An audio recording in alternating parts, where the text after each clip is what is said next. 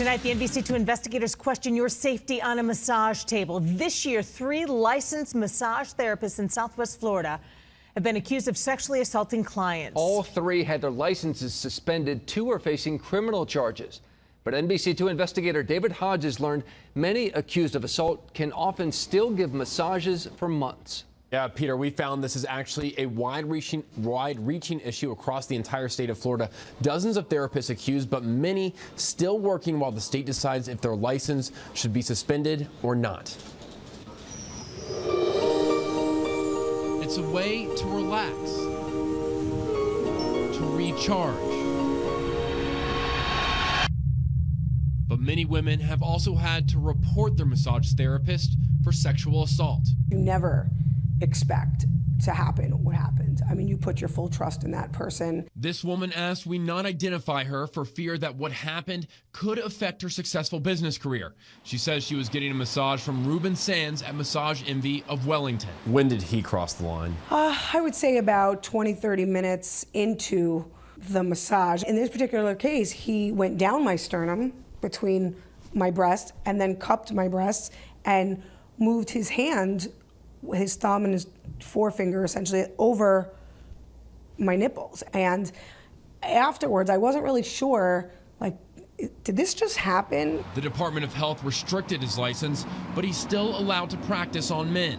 There are no official statistics on how often this happens, but anecdotally, by watching the news, by keeping up with police reports, we're seeing that these incidents are happening in large numbers, and that would shock a lot of people. Adam Horowitz is her attorney. He's filed dozens of lawsuits against massage companies and therapists accused of sexually assaulting their clients. Came to find out that the problem was a lot bigger than I originally thought, that this was an epidemic within the massage industry. In Southwest Florida, we found 12 cases over the last decade. Massage therapists accused of sexually assaulting their female clients.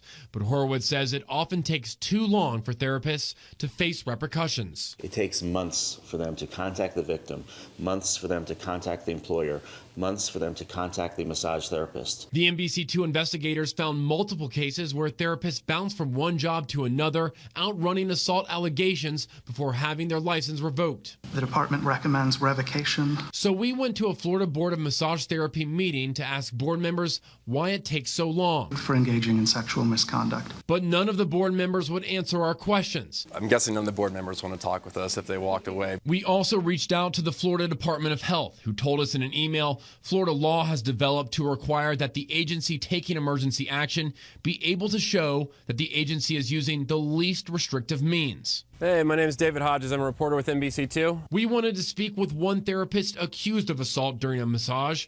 Gerard Estrada is the only Southwest Florida therapist so far put on the sexual offender registry after he pled guilty to assaulting a woman under 18. Well, would you have a second to talk to me about this situation then? Well, I'm sorry. I got no time for you right now. It doesn't change the circumstance. He's still a predator. At the time, this victim says she was too mortified to confront her assaulter, but she says women everywhere need to speak up. Why is it so difficult to say something as it's happening?